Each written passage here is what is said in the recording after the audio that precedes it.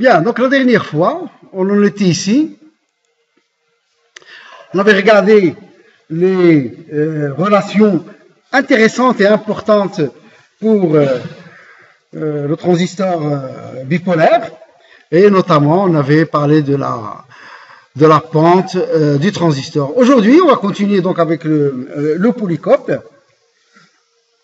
Et je vais vous parler des capacités ou les condensateurs de liaison et condensateurs de découpage. On fait un petit rappel.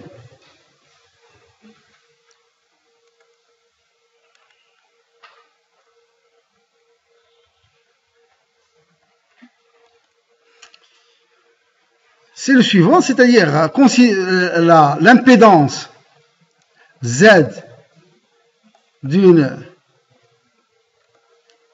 capacité,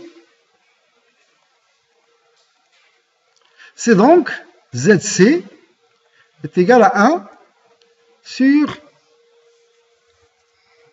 J au module sur C oméga.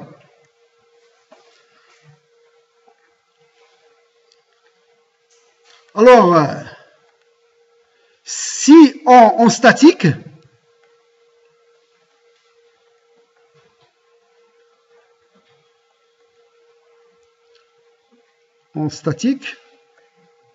c'est-à-dire en courant continu,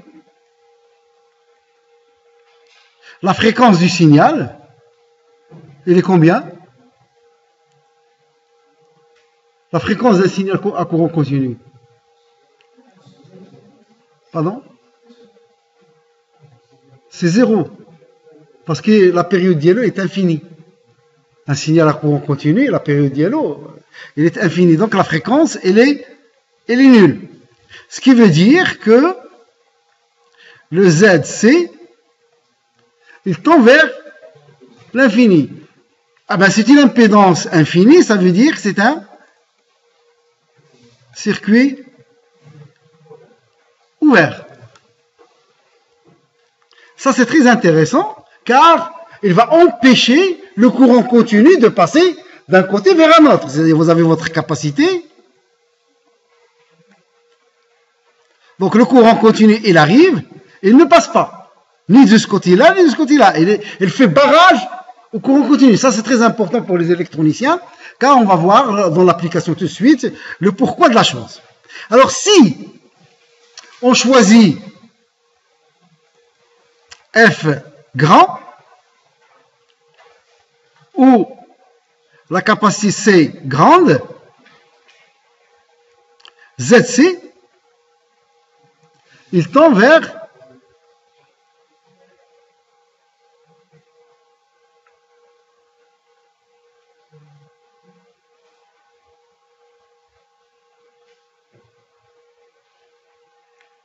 il tend vers 0.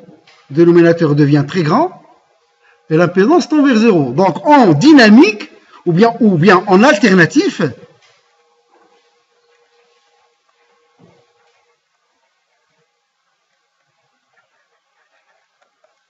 Z d'une capacité ou bien la capacité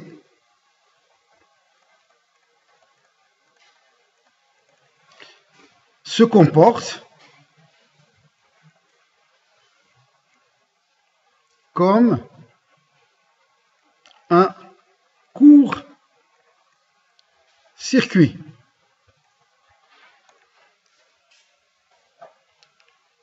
Donc, il joue deux rôles. On continue, il empêche le courant continu de passer d'un côté vers un autre, et en alternative, c'est un fil. Nous verrons le pourquoi de cette chose. Eh bien, c'est très intéressant car ça permet de faire la liaison, permet donc de la capacité, pardon, je vais reprendre. Donc en conclusion, une capacité isole le courant continu et fait la liaison en alternatif. D'où condensateur de liaison. Pourquoi on l'appelle condensateur de liaison? Bien, ici, j'ai un lien.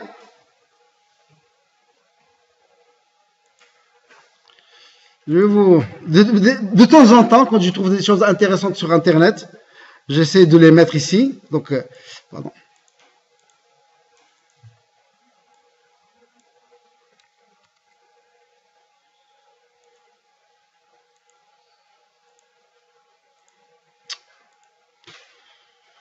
Qu'est-ce qu'il arrive à cet ordinateur? Il est de plus en plus lent.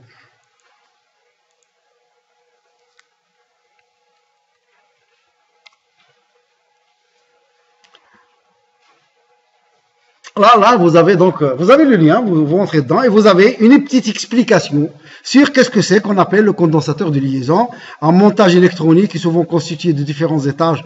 Vous verrez plus tard qu'est-ce que c'est que les étages connectés aux entrées. Un étage électronique est une partie qui fonctionne avec des tensions de polarisation, tension continue. Les tensions de polarisation de deux étages successifs ne doivent pas se mélanger. Et en revanche, le signal alternatif issu d'un étage doit passer vers l'étage suivant. Donc on doit isoler le continu et on doit faire la liaison en alternatif. C'est un peu ça. Vous avez ces deux condensateurs qu'on appelle les condensateurs de liaison et qui permettent de coupler l'entrée avec le montage amplificateur et la sortie avec le montage amplificateur et permet d'isoler le courant continu pour ne pas passer de ce côté-là. Je reviendrai là-dessus tout de suite. Donc voilà, vous pouvez aller, il y a des liens, vous pouvez donc faire enrichir, si vous voulez, votre connaissance là-dessus. De même, pardon, je vais revenir là-dessus, de même, sur la plateforme,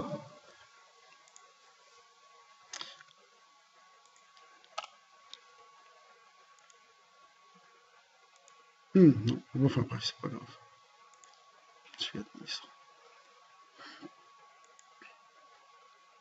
De même, dans la plateforme, si vous allez vers la fin, ici, donc là, vous avez lancé de TD. Ici, vous avez, alors les exercices, je vais les déposer instantanément dès que j'ai un peu de temps. Donc là, oh là, je risque de rester trop longtemps ici. Et la liaison, il n'est pas très rapide. Donc je vous donne un polycope très complet, c'est le mien. Et il y a quelqu'un qui m'a demandé, est-ce qu'avec, je sais pas qui c'est, est-ce qu'avec ce qu'on voit dans l'amphi, c'est suffisant pour ça? Ben, je ne peux pas répondre à cette question pour la simple raison que ça dépend de la personne. Il y a des personnes qui sont très intelligentes, il y a des personnes qui sont intelligentes, il y a des personnes qui sont moyennement intelligentes. Ça dépend. Donc, si avec ça, vous sentez que vous pouvez faire les exercices de l'été, tant mieux.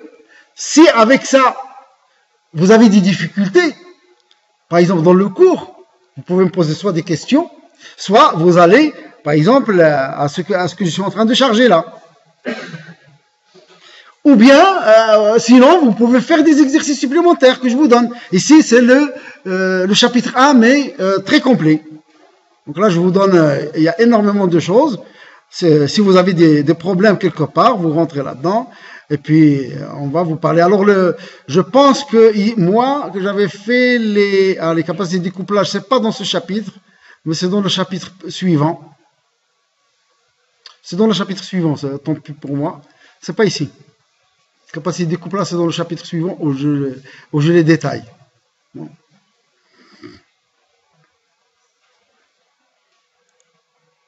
Donc vous rentrez là-dedans, donc ici vous avez un polycope qui est très complet. Et si vous voulez encore d'autres références, moi je suis prêt à vous donner d'autres bouquins.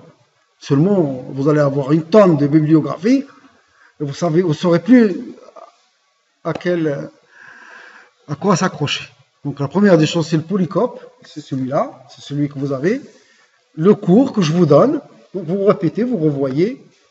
Les emails, vous m'envoyez un mail, vous n'avez pas compris telle chose ou telle chose, ou bien au professeur de TD, vous lui envoyez un mail. Si vous avez encore des difficultés, vous essayez de regarder le polycope que je viens de vous montrer. Si vous avez encore des difficultés, vous essayez de voir les exercices, parce que les exercices que je vous dépose, ce sont des exercices avec correction. Vous regardez les exercices, vous essayez de les faire, et vous avez la correction. Et si vous avez des difficultés, vous venez me voir. Bien. Alors, ça, c'est en ce qui concerne donc les capacités de liaison. Ben, on va faire une application directement sur un montage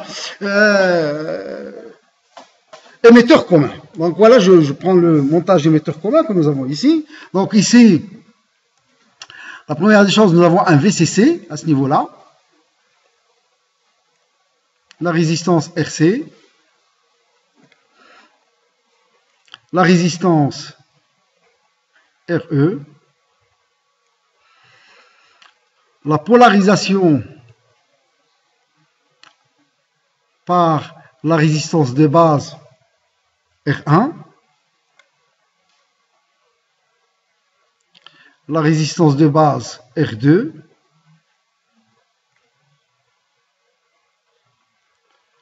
ici nous avons le courant IB,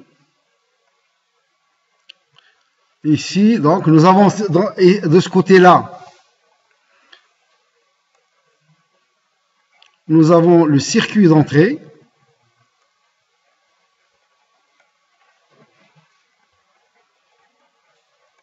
C'est ça.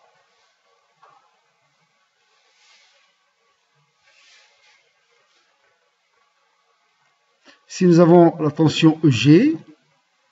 Ici, la résistance interne du générateur à la capacité C1.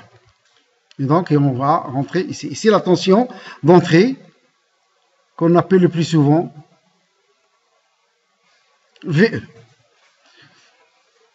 En sortie, donc le circuit de sortie, il est là.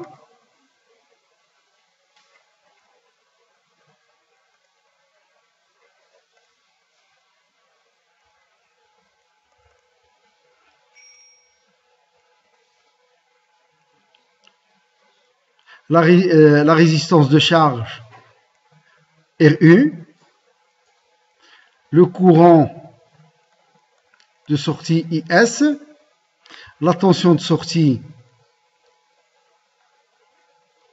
VS et la capacité C2. Ces deux capacités, ce sont les capacités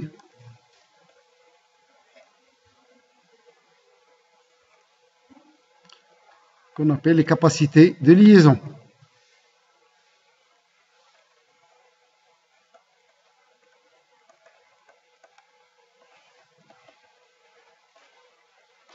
En fait, nous remarquons que le courant, donc VCC fournit un courant continu qui va aller sur le collecteur et qui va aller aussi sur la base. Donc un courant continu va circuler ici. Un courant continu va aller pour polariser la base et un autre courant continu, s'il n'y avait pas la capacité, il va aller vers la source. La source fournit, il sort un courant et vous voulez lui injecter un courant. Il y a un conflit là. Quand la source vous donne quelque chose, vous ne pouvez pas la forcer, lui faire rentrer quelque chose par là où ça sort. Il y a un problème de court-circuit. Donc là, la source va souffrir. D'accord? Donc la capacité là, C1 va empêcher tout ce qui est courant continu de passer vers la source ou vers le capteur.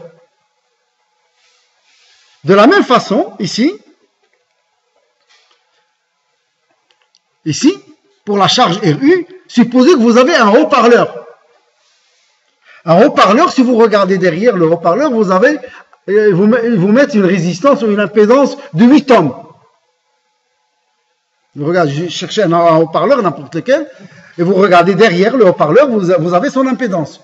Par exemple, 8 ohms. Si vous avez 10 volts ici, la tension VCE, on continue 10 volts. 10 volts sur 8 ohms, ça fait pratiquement 1 ampère. Ah ben, 1 ampère, le haut-parleur, c'est un fil fin. Le haut-parleur, il va griller, il va mourir. Vous avez plus de haut-parleur. Donc, pour empêcher que le courant continu passe vers l'utilisation, parce qu'on n'a pas besoin du courant continu vers l'utilisation. C'est pas ça ce qu'on veut amplifier. Ce qu'on veut amplifier, c'est EG. C'est ça ce qu'on cherche à amplifier. C'est EG ou bien VE. C'est les grandeurs variables. On ne veut pas amplifier les grandeurs continues. Donc si ici vous avez un haut-parleur, ça sert à rien de lui donner du courant continu. On peut le griller ou bien il va consommer. Alors, on va consommer de l'énergie pour rien. On met une capacité C2 ici qui va empêcher le courant continu de passer. Bien. Ça, c'est du côté statique. Maintenant, le dynamique. Alors, le dynamique, ici, entre ce point-là et ce point-là, on observe une impédance d'entrée ZE. ZE est l'impédance. On va la calculer plus tard. Hein. On va rentrer dans les détails, dans le calcul du ZE un peu plus tard. Donc, entre ce point-là et ce point-là, c'est un quadrupole. Donc, on voit à l'entrée du quadrupole l'impédance d'entrée.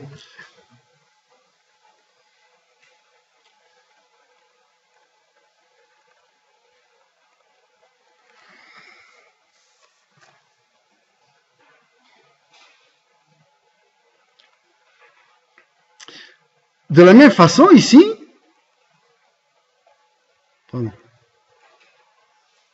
on voit entre ce point-là et ce point l'impédance de sortie ZS.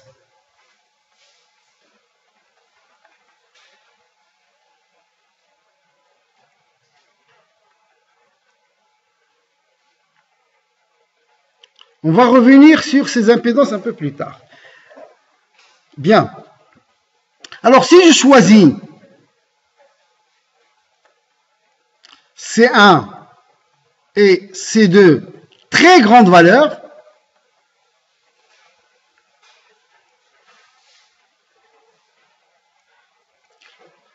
leur ZC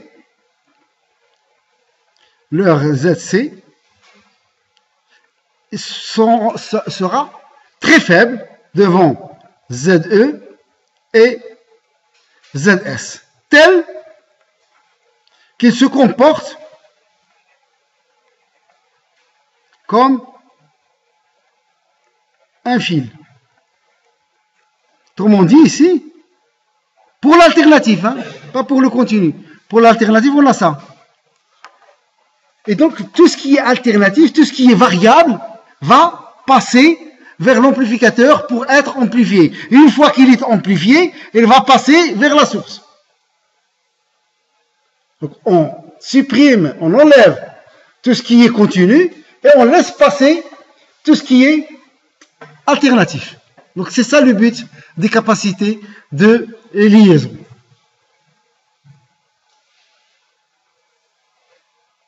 De plus, parfois, comme vous le verrez un peu plus tard, c'est rare qu'on a un montage amplificateur avec un seul transistor. Souvent, on a plusieurs étages, comme vous le verrez en TD, on l'avait fait. Donc, il y a un étage ici, puis un autre étage, à la place de EG, on a un autre étage pour augmenter le gain. Pour augmenter le gain, on a deux étages d'amplificateur. Ça, c'est un étage amplificateur.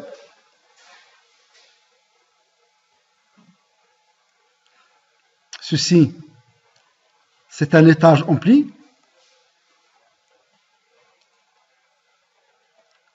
Alors, on peut avoir ici un autre étage ampli, et ici aussi un autre étage amplificateur. Plusieurs étages, les uns derrière l'autre. On verra plus tard que les gains se multiplient pour avoir des gains très très grands. Par exemple, un gain de ce montage, ici, comme on va le calculer plus tard, ça sera de l'ordre de 500, 200. Mais moi, j'ai besoin d'un gain de 10 000.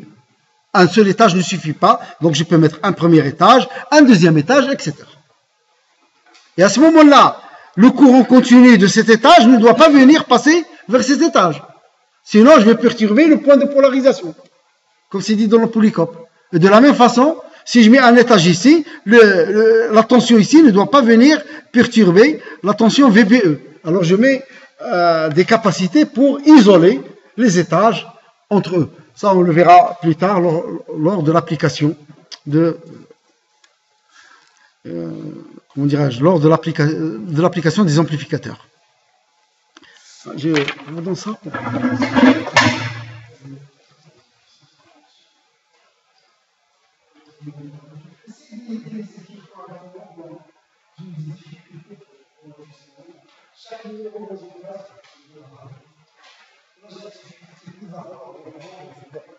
Bien.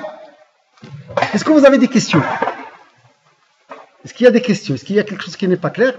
Ou plutôt, ce qu'on va faire peut-être, là, vous allez voir le cours chez vous, et on va faire une petite séance questions-réponses avant de commencer le cours. Donc vous allez regarder le cours chez vous la semaine prochaine, mardi prochain, 5 minutes ou 10 minutes de questions-réponses, si vous avez des questions sur les cours précédents. Vous le regardez chez vous, et puis on fait comme ça. D'accord? Parce que là, à chaud comme ça, pour avoir des questions, c'est pas évident, je le comprends. Bien. Alors, il reste une capacité ici. Il reste cette capacité là. Alors, cette capacité, on va la brancher en parallèle sur la résistance RE et on va l'appeler la capacité CE. Je vous laisse regarder quand même. Donc, vous branchez cette capacité en parallèle. Et cette capacité CE, on l'appelle la capacité de découplage. Là aussi, j'ai un...